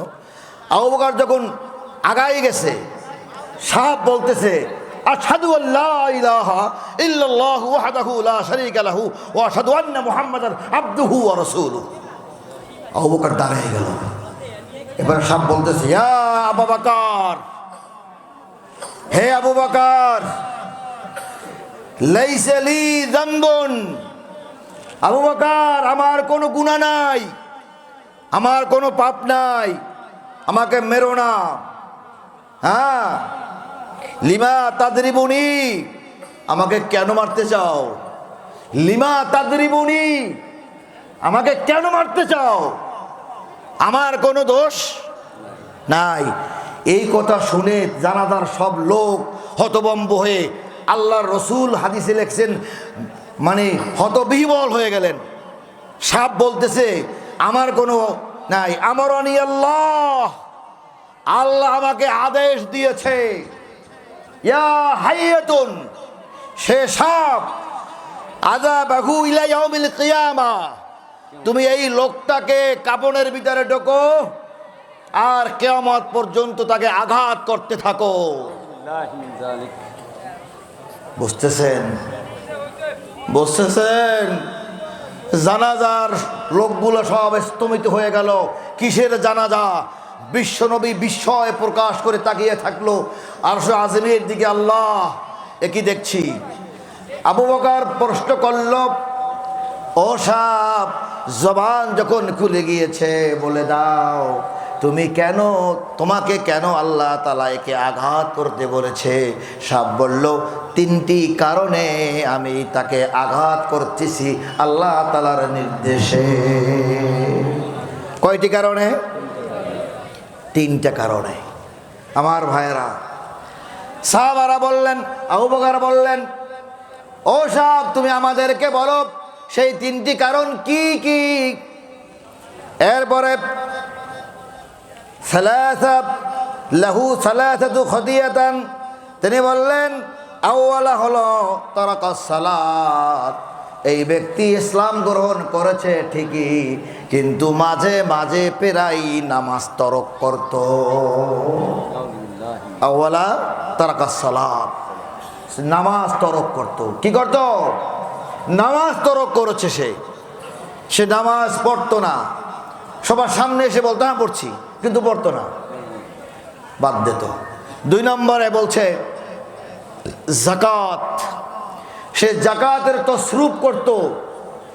তার যে সম্পদ আল্লাহ দিয়েছেন, এই সম্পদ থেকে যতটুকু যাকাত দেওয়া দরকার, এই যাকাত তিনি দিতেন না। যদিও কোরআনের অন্য জায়গায় ইয়াউমা ইয়াহমা আলাইহা ফি নার জাহান্নাম ফাতাকুয়া বিহা জিবাহুম ওয়া জুনুবুহুম ওয়া যুহুরুহুম হাযা মা কানাসতুম আনফুসুকুম আল আখির কথা রয়েছে। কিয়ামতের ময়দানে ওই স্বর্ণ মুদ্রা সম্পদ গোল বানিয়ে পুড়ে পুড়ে তাকে আগুনে জ্বালানো হবে, সেকা দেওয়া হবে, এটা কোরআনে আছে।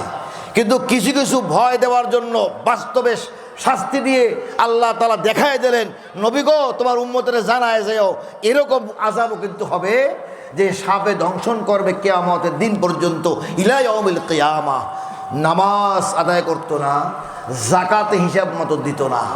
যাকাতের টাকাগুলো এতিমখানায় দেওয়া দরকার, দরকার আছে না নাই? ঠিক মতো এলাকার যাকাতের টাকা এতিমখানায় দিলে শেখ মোতাহার আলী এতিমখানা রূপো দিয়ে ঢেকে ফেলানো যায়, ঠিক নেবে ঠিক, এলাকার আরো সৌন্দর্য বাড়ে, দেয় না অনেকে।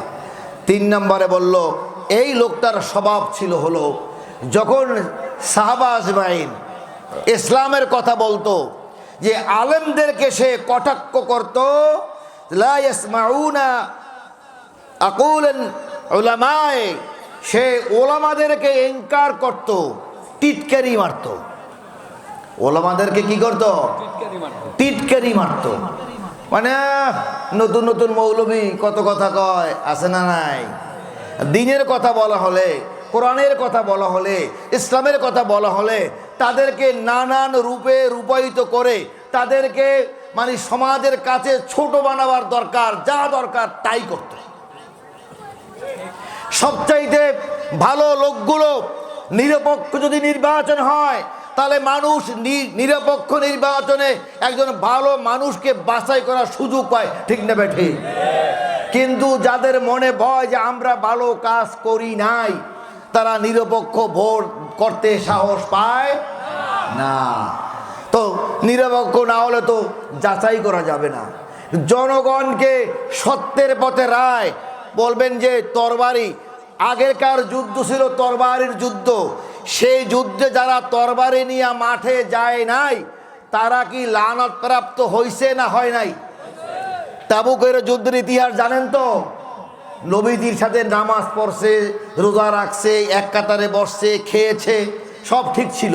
কিন্তু তাবুকের যুদ্ধে যারা যায় নাই তাদের অভিশপ্ত হয়ে তারা মক্কায় ওই যে মদিনায় খুঁটার সাথে নিজেরা বেঁধে রেখেছিল 40 দিন পর্যন্ত। সাহাবারা কথা বলে নাই যুদ্ধের ময়দানে না যাওয়ার কারণে। আজকে তো তরবারির যুদ্ধ নয়, আজকে হলো হক কথার যুদ্ধ, ভোটের যুদ্ধ। যে ভোটকে নির্ধারণ করে এটাই তরবারি, এটাই তরবারি। তো অনেকে বুঝেই না, বলে এটা কি তরবারি, এটাই তরবারি। সব লোক যদি ঐক্যবদ্ধ হয়ে চেষ্টা করে যে একটি ন্যায় কল্যাণ রাষ্ট্র বানাবো, বাংলাদেশে একজন ইউনিয়নে ভালো লোককে মেম্বার বানাবো, চেয়ারম্যান বানাবো, উপজেলায় একজন শ্রেষ্ঠ লোককে চেয়ারম্যান বানাবো, একজন শ্রেষ্ঠ লোককে এমপি বানাবো, তাহলে এরকম সব জায়গা থেকে বাছাই হলে সংসদ হবে কোরআনের সংসদ, ঠিক না বেঠি? সংসদ হবে কোরআনের সংসদ। এখন সংসদ হয় মাহিয়া মাহিদের, সংসদ হয় ডাক্তার মুরাদের মতো, হ্যাঁ, মানে দুশ্চরিত্র লোকদের সংসদ, মমতাজদের সংসদ, যারা গান গায়, বেহাবানা করে, বেহাল্লাবানা করে, চোর ডাকাত, টাকা লুটপাট করা, জমি দখল করা, হত্যা করা, গুম করা, এই সব লোক যদি নির্বাচিত হয় তাহলে সেই সংসদে কি কোরআনের আইন হবে? আইন হবে? এই জন্য আল্লাহ কি আমাদের ছেড়ে দেবেন? তোমরা বলবা যে আল্লাহ করে নাই। আল্লাহ বলবেন ইন্নাল্লাহা লা ইউগাইয়িরু মা বিকওমিন হাত্তা ইউগাইয়িরু মা বিআনফুসিহিম। তোমরা কি তোমাদের ভাগ্য পরিবর্তনের চেষ্টা করেছিলে? বলবে না, করা তো মানে ঝামেলা, করা মানে ঝামেলা। বরঞ্চ কিছু কিছু আলেম, হালুয়া রুটির আলেম একাত্র হইয়া যদি বলে আপনি যা করেন ঠিক আছে, আশ্চর্য! আপনি ভাবুন, এত জুলুম, এত অত্যাচার, এর মাঝে দুই একজনকে কিছু খাবার দাবার দিল আর তারা লোকদের সামনে সাক্ষী দিয়ে বলল এ লোক ভালো লোক, এ লোক জান্নাতি লোক, এ লোক রাবেয়া বসরি, এ পরকালে জান্নাতে যাবে, আর আমাদের সাফায়াত করিয়ে নিয়ে যাবে, কারণ সে তো জান্নাতে চলেই গেছে। নাউযুবিল্লাহি মিন যালিক। তাহলে আল্লাহ তাআলা ব্যাপারে কি বলছেন? সূরা বাকারার 174 নম্বর আয়াত আল্লাহ তাআলা তাদের জন্য বলেছেন। আল্লাহ তাআলা বলেন ইন্নাল্লাযীনা ইয়াকতুমুনা মা আনজালাল্লাহু মিনাল কিতাবি ইয়াশতারুনা বিআয়াতিহি সামানান কলিলা উলাইকা মা ইয়াকুলুনা ফি বুতুনিহিম ইল্লান নার লা ইউকাল্লিমুহুমুল্লাহু ইয়াওমাল কিয়ামাতি ওয়া লা ইউযাক্কিহিম ওয়া লাহুম আযাবুন আলীম। একটু খেয়াল করুন তো আয়াতটার তরজমা আল্লাহ কি বললেন? ইন্নাল্লাযীনা ইয়াকতুমুনা মা আনজালাল্লাহু মিনাল কিতাব, যারা কোরআনের বক্তব্যকে গোপন রাখে, দামাচাপা দিয়ে রাখে, ওয়াস্তারুনা বিআয়াতি সামানান কলিলা, আর অল্প মূল্যে তাদের এলেম কালাম যুক্তি তর্ক দ্বীনের এইগুলো বিক্রি করে দেয়। অল্প মূল্য, অল্প মূল্য কি? এই বাইতুল মুকাররমের মনে করেন খতিবগিরি দিল, মনে করেন যে কার একটা সার্টিফিকেট দিল, হ্যাঁ তোমরা কওমি আলেম, আমিও কওমি আলেম, দাওরাবাস করেছি, হ্যাঁ তোমাদের একটা সার্টিফিকেট দিলাম, হ্যাঁ হুজুর আপনি আমাকে জননী, আপনার কোনো টেনশন নাই, জান্নাতি জান্নাত। এটা কি বলা যায়? বলা যায়? সার্টিফিকেট দিল, আর একজনকে বানাইলো গভর্নর, ইসলাম ফাউন্ডেশনের গভর্নরে দিল, ভাই আপনারা গভর্নরে দিলাম, এটা প্রতিমন্ত্রীর পদের সমমর্যাদা, 1,05,000 টাকা বেতন। এই যে পাইয়া মনে করলো যে এই পদ ছাড়া যাবে না। আল্লাহ তাআলা কি বললেন? যখন তার সামনে আসলো 18 বছরের মেয়েদের বিবাহ বয়স না হলে বিবাহ দেওয়া যাবে না, এটা কোরআন বিরোধী আইন। কি আইন? কোরআন বিরোধী আইন। ওয়ালা তানকিহুল মুশরিকাতি হাত্তা ইউমিন্না ওয়ালা আমাতুম মুমিনাতুন খায়রুম মিন মুশরিকাতি ওয়ালা আজাবাতকুম। আল্লাহ বলে দিয়েছেন কখন মেয়েকে কেমন জামাইয়ের কাছে মেয়ে দেওয়া যায়। ওলাম্মা বালাগা আশুদ্দাও, যখন সে বালেগ হবে তখন তাকে বিয়ে দিতে পারবে। পিতা মাতা দেখবে যতদিন ধৈর্য রাখা যায়, বাপ মা জানে কোন মেয়ে কতদিন রাখা যাবে, ঠিক নেবে ঠিক। এরপরে যখন দেখে আর রাখা যায় না, তখন তো 14, 15, 16 বছর পর্যন্ত যাওয়া বড় কঠিন। তখন সে তাকে বিবাহ দিয়ে এক জামাই ধরায় দেবে, জামাইয়ের সঙ্গে চ্যাটিং করবে, টেলিফোনে কথা বলবে, উইমো করবে, হোয়াটসঅ্যাপ করবে, কোনো গুণ হবে না, ঠিক নেবে ঠিক। এখন এই মেয়ে তো এমন ট্যালেন্ট, আর তার গরদ ভালো, তার যৌন চাহিদাও রয়েছে। বাবার মা কানে কানে ফুসফুস করছে, মেয়েটা বিয়ে দেওয়া লাগে, দেখো না কিরম করতেছে। আছে না নাই? চাচাতো ভাই, মামাতো ভাই, পাশে বাড়ি বিয়ে আসলে মানে কথা বলার জন্য সে টান টান হয়ে যায়, ওরে এখন একটা জামাই দেওয়া দরকার। কিন্তু এই রাষ্ট্রে কি তা দেওয়া যাবে? কথা বলে না। এত পীরের রাষ্ট্র, এত আলমে ভরা, এত কওমি মাদ্রাসা, এত হুজুরে ভরা, এত তাবলিগের লোক 3 কোটি, এত কোটি কোটি তাবলিগের মানুষ, তাদের চোখের সামনে আইনটা করে আটকায় দিল।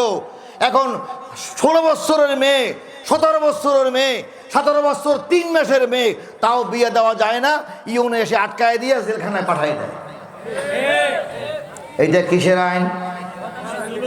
এইটা নরওয়ে পাশ করেছিল। নরওয়ে, যেই দেশে কোনো পিতা মাতার কোনো খবর নাই, পিতাকে মাতাকে জানে না। এক সময় মেয়ের সঙ্গে পরামর্শ হয়েছে, ভালো লাগছে, ইন্টার কোর্স করছে, বাচ্চা হয়ে গেছে, এইটাই তার মা ডাকে, বাপের খবরই নেই। এগুলো কয়দিন পর ওই মা আবার বাচ্চা ফালায় রেখে দিয়ে আরো জনের লাগে চলে গেছে, সে মেয়ে বড় হয়েছে। ওই দেশে আইন করছে যে এত ছোট বয়সে কার কাছে রাখবে, তাই 18 বছর না হলে বিবাহ দেবে না, 18 বছর হলে তারা ম্যাচিউরড হবে, ওরা নিজেরা বন্ধু বান্ধব বানায় নেবে। তাকে তো বন্ধু একজন থাকে না, জীবনের পল্লায় পল্লায় বন্ধু পাল্টাইতেই থাকে, ওটা হারাম পন্থা। ইসলামে আমাদের স্ত্রী আমাদের কোনো গার্লফ্রেন্ড লাগে না, লাগে? আমার স্ত্রী সব, আমার কলিজা, আমার অন্তর। এখন কি শিক্ষা দিল? এখন যদি ওই মেয়ে বিবাহ দেওয়া না যায়, তাহলে ইসলামের পথ দেওয়া যায়। নবী সাল্লাল্লাহু আলাইহি সাল্লাম বিবাহ করে দেখায় দিয়েছেন বিবাহ করা যায়। খেয়াল করুন, আল্লাহ বলছে বিবাহ দেওয়া যায়, নবী সাল্লাল্লাহু আলাইহি সাল্লাম বিবাহ করে দেখায় দিয়েছে বিবাহ করা যায়। এত আলেম ওলামা, এত তাবলিগের লোকের, এত পীর মুরিদের সামনে এই আইন পাশ করে দিল যে 18 বছর না হলে মেয়ে বিবাহ দেওয়া যাবে না। 16 বছরে যে মা পাগল হয়েছিল বিয়ে দেওয়ার জন্য, দিতে পারে নাই। এরপর ওই মেয়ে যত জেনা করেছে, ওই মেয়ে যত চিঠি লিখেছে, ওই মেয়ে যত চ্যাটিং করেছে, গোপনে যত জায়গায় ইজ্জত বিলি করেছে, এই জেনার দায় ওই আলেমদের নিতে হবে, কোনো সন্দেহ নাই। ওই পীর সাহেবদের নিতে হবে। বলে কেন? ওই তাবলিগের আমিরদেরকে নিতে হবে। কিয়ামতের ময়দানে আল্লাহ বলবেন, তোমরা যে দেশে ছিলা সেই দেশে কি করে এই আইন পাশ হলো? আমি তো আল্লাহ, আমি প্রজেস্টেরন আর টেস্টোস্টেরন হরমোন আমি দেই, আমি মানুষ বানাই, আমি জানি।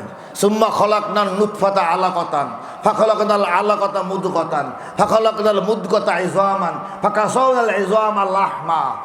আমি কি সুন্দর করে প্রথম ফলোপিন টিউবের মধ্যে নাপাক পানি প্রবেশ করাই, এরপরে ওটাকে আমি ওভুলেশন করাই, এরপরে আমার 3-4 মাস লাগে ওটা রক্ত বানাই, তারপরে ওই রক্তকে আবার গোস্ত বানাই, ওই গোস্তকে এরপরে আবার আমি ওটাকে হাড্ডি বানাই। হ্যাঁ, হাড্ডি বানায়, 1-2 হাড্ডি না, 206 খানা হাড্ডি মায়ের পেটে বানায়। প্রমাণ করুন। মুসলমান বাদ দিয়ে অমুসলিম ডাক্তার দিয়ে আল্ট্রাসাউন্ড করায় দেখেন গর্ভবতী মায়েদের, তার একেবারে ফ্রন্টাল বোন, নেজাল বোন, অক্সিপিটাল বোন, ক্লাভিক্যাল বোন, রিব, ভার্টিব্রা, রেডিও আলনা, টিবিও ফিবুলা, টার্সাল, মেটাটার্সাল, ফ্যালেঞ্জেস, মাথার তালু থেকে পা পর্যন্ত 206 খানা হাড্ডি, লম্বা লম্বা কয়েকখান আছে আর ছোট বড় আছে। 206 খানা হাড্ডি মায়ের গর্ভে আল্লাহ তাআলা বানায় রাখে। সুবহানাল্লাহ। আল্লাহ রাব্বুল আলামিন বলেন, একটা সঙ্গে একটা লাগায় দিয়েছি, আটা লাগে নাই, স্ক্রুপ লাগে নাই, লাগছে কিনা? সুম্মা আনশানাহু খালকান আখারা ফাতাবারাকাল্লাহু আহসানুল খালিকিন। আল্লাহু আকবার।